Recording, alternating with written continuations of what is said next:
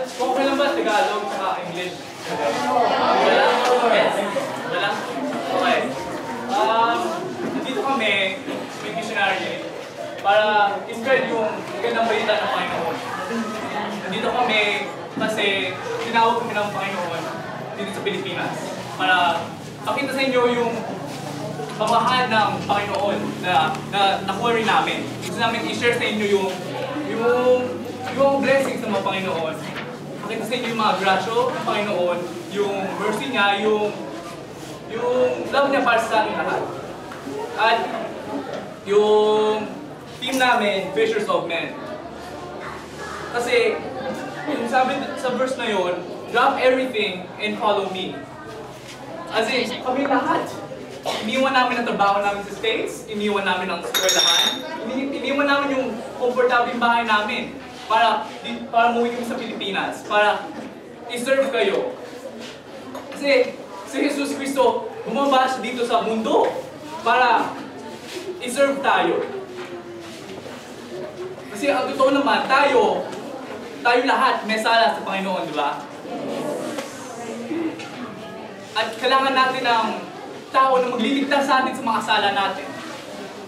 Kaya yung Panginoon, binaba niya isa lang niyang anak, si Jesus Cristo, para mamatay para sa atin. Kinuha ni Jesus lahat ng mga kasalanan natin at dinala niya sa cross. Doon siya namatay. Pero, katapos ng 3 araw, nabuhay siya. At magandang balita yun. Kasi, sa una, si Adam and Eve, dinisobey nila ang Panginoon. Sinabi ng Panginoon, huwag kayong kakain dito sa puno na to. Huwag kayong kakain sa prutas na to. Pero, nagawa pa rin nila. At doon, nawala ang relation nila sa Panginoon. That's why bumaba si Jesus Cristo para, in a way, iligtas tayo and so we can experience the same relationship with God again. Kasi, ito ang ginawa ng Panginoon eh. Mark, pwede ba i-give example sa dali? So, si Kuya Mark. Ito isang example. Pretend lang si Kuya Mark. Nagnakaw siya. Nagpatay ng tao. Ha? Pero, tapos nandun siya sa korte.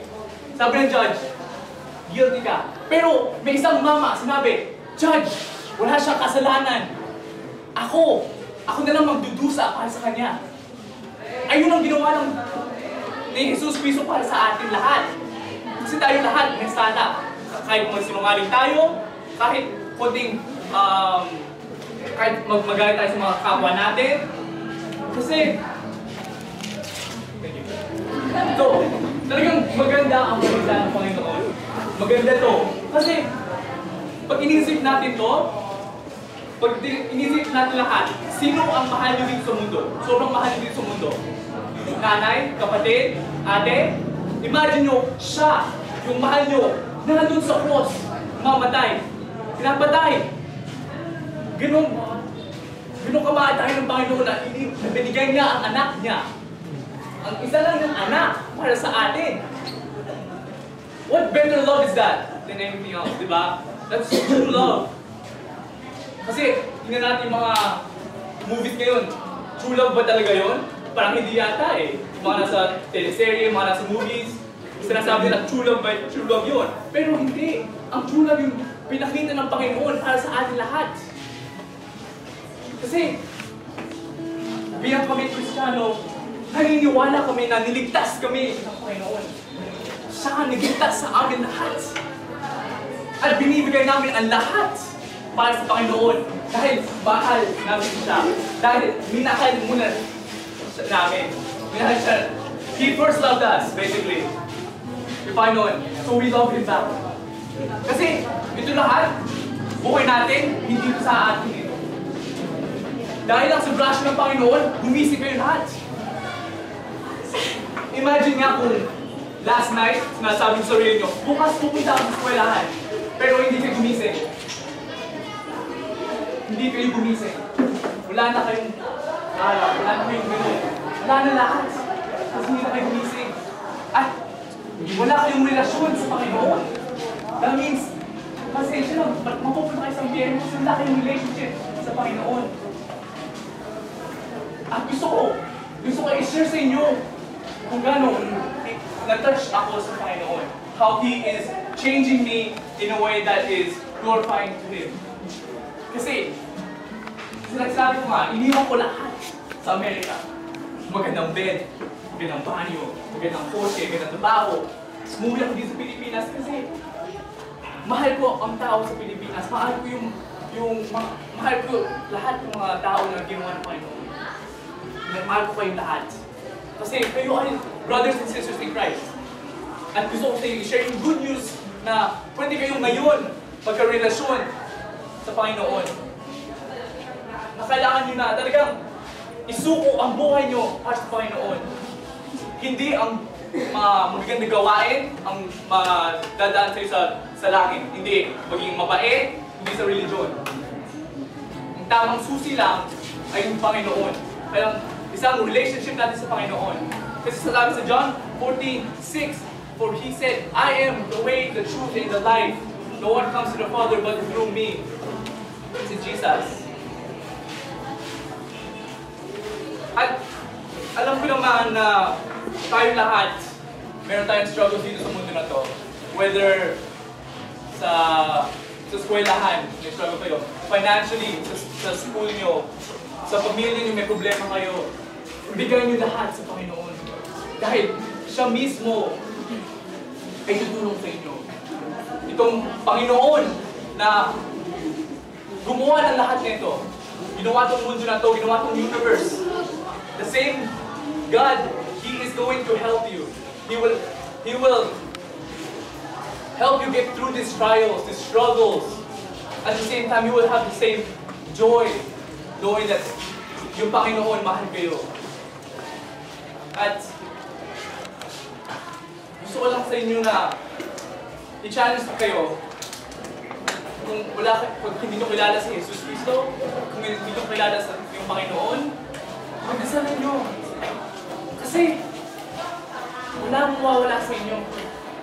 Wala mong mawawala sa inyo pag pinalo nyo si Jesus Christ. Pero yung reward natin nasa langit, hindi dito sa mundo. Kasi tayo, we cannot serve two masters. We cannot, in a way, love money and same time love God. We have to fully love God. We have to serve one master. We have to either love God or hate money. Or hate mga video games, mga idols natin. Kailangan talaga natin magkarelasyon sa Panginoon. Siya ang unahin natin sa buhay natin. Kasi ito lahat buhay natin, hindi naman sa atin ito eh. Kasi dapat totoo, tayo dapat yung nasa cross, mamatay. Dapat tayo yun. Pero niligtas niya tayo. Niligtas nila ang niligtas ng Panginoon ang buhay natin lahat. At magandang balita yun. At alam ko sa iba, hindi ko alam kung may relation ka kayo sa Panginoon o hindi. Pero pagdasalan nyo. Kasi may puntos ang Panginoon para sa atin lahat dito sa mundo. Personally, hindi ko alam anong mga major nyo dito, mga gusto nyo kunin sa college or sa high school, anong gusto nyo gawin sa buhay nyo. Pero alam ko, may puntos ang Panginoon para sa inyong lahat. At yung gagawin nyo ay dapat para sa Panginoon, hindi para sa sarili natin.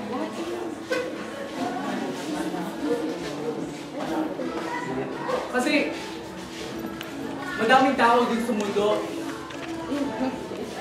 nabubuhay parang lagi may bukas, pero hindi. Life is short. Tingnan mo ay nangyari. Dito, yung typhoon, who would have expected that the typhoon would kill 2,000 people? Sinabi ng mga tao, pupunta sa eskwelahan. Tapos, tumama yung typhoon. Ang daming namatay.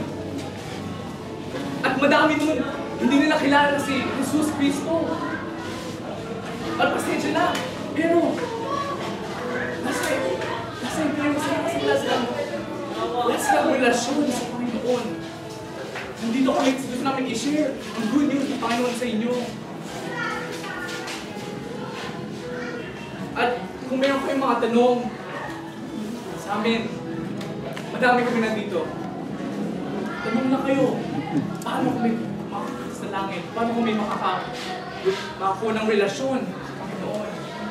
At tutulong kami. Nandito kami sa school na to para tumulong, para i-share. Kasi, pag dumating ang Panginoon, at kinuha niya tayo lahat, maganda kung nandun kayo lahat. Diba? Makikita ko kayo sa langit. Kasi lahat, it's only by God's grace na nandito tayo lahat. It's only by God's love. This love na parang, it compares to nothing else.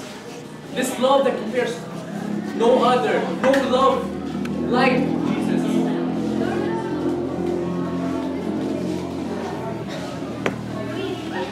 At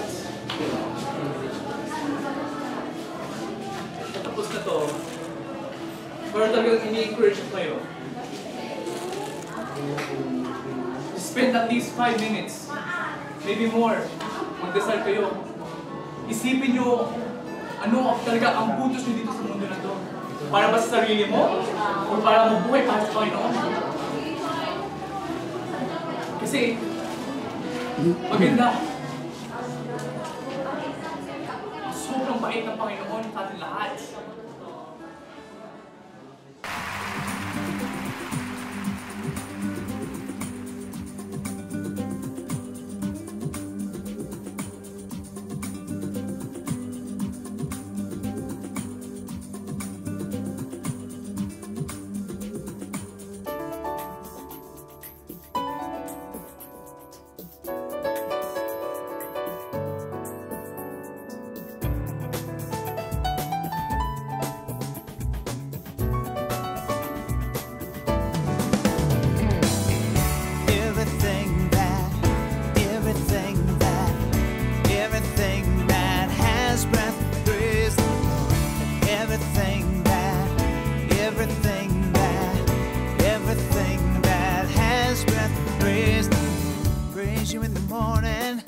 Praise you in the evening, praise you when I'm young and when I'm old. Praise you when I'm laughing, praise you when I'm grieving, praise you every season of the soul.